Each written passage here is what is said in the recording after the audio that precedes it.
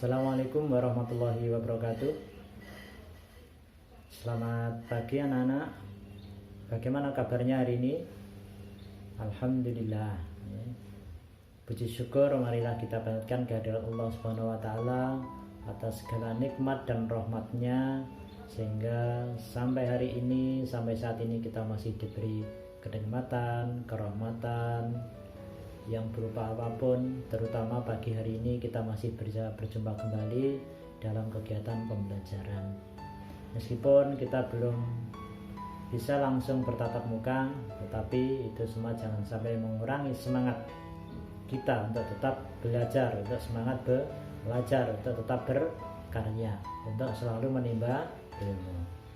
Nah, anak-anakku, sebelum pembelajaran kita mulai, marilah kita berdoa terlebih dahulu agar kita diberi kemudahan, keselamatan, keberkahan, dan ridhonya. Berdoa mulai.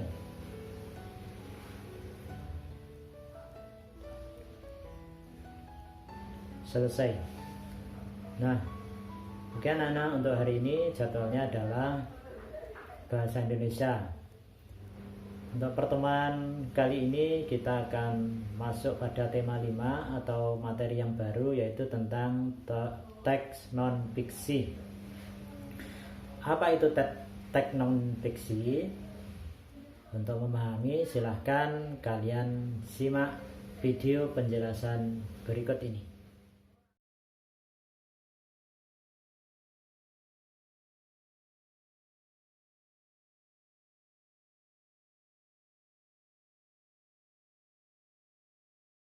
Kita akan belajar mengenai teks non-fiksi.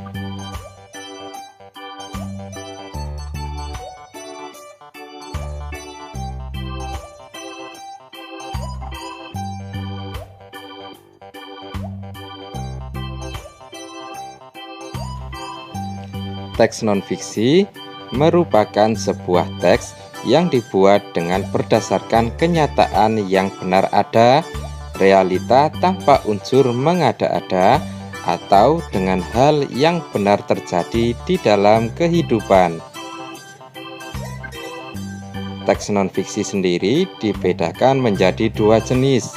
Yang pertama, teks non-fiksi murni adalah teks yang berisi tentang cerita berdasarkan data-data otentik, contohnya skripsi atau tesis. Yang kedua, teks non-fiksi kreatif adalah teks yang berisi cerita berupa data real yang dikembangkan menjadi bentuk karangan imajinasi, contohnya novel dan puisi. Struktur teks non-fiksi terdiri dari 1. Orientasi adalah bagian yang berisi sebuah pengenalan dari tema, latar belakang, serta tokoh-tokoh dalam cerita. Yang kedua adalah urutan peristiwa. Berikut adalah ciri-ciri teks non-fiksi, yaitu bersifat informatif, yaitu memberikan informasi kepada pembaca. Yang kedua, menggunakan bahasa yang formal sesuai dengan kaidah penulisan EYD. Yang ketiga, mengandung makna denotatif, yaitu makna yang sebenarnya. Yang keempat, isi teks disampaikan sesuai dengan data yang diperoleh. Yang kelima, menggunakan bahasa ilmiah populer. Dan yang terakhir, bisa berbentuk pengembangan diri naskah terlebih dahulu. Kemudian, cerita non-fiksi adalah sebuah cerita yang berisi informasi yang benar terjadi di dalam kehidupan seseorang. Unsur-unsur dalam cerita non-fiksi yang pertama, tema, alur, setting waktu dan tempat, sudut pandang, amanat, tokoh, dan gaya bahasa. Nah adik-adik, perhatikan cerita non-fiksi berikut.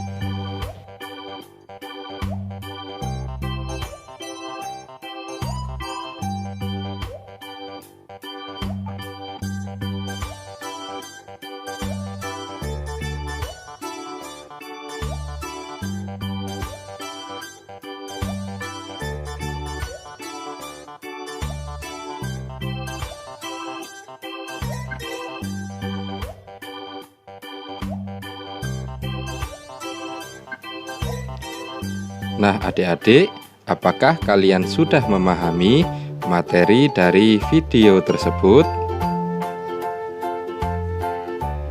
Jangan ingat lelahnya belajar, tapi ingat buah manisnya yang bisa dipetik kelak ketika. Nah, demikian anak penjelasan atau ulasan materi terkait dengan teks non fiksi sudah dipahami ya?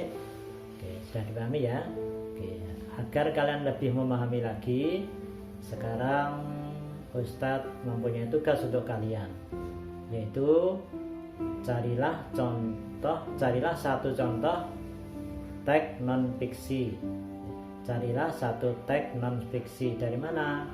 Boleh dari Google, boleh dari buku bacaan atau sumber-sumber lain ya. Tidak usah banyak-banyak, kamu tulis setengah halaman saja. Oke, kemudian nanti kalau sudah selesai silahkan difoto dan dikirimkan ke Ustadz. Nah, paham anak-anak? Saya kira itu untuk materi dan tugas hari ini. Marilah pertemuan kali ini kita tutup bersama dengan doa kafaratul majelis.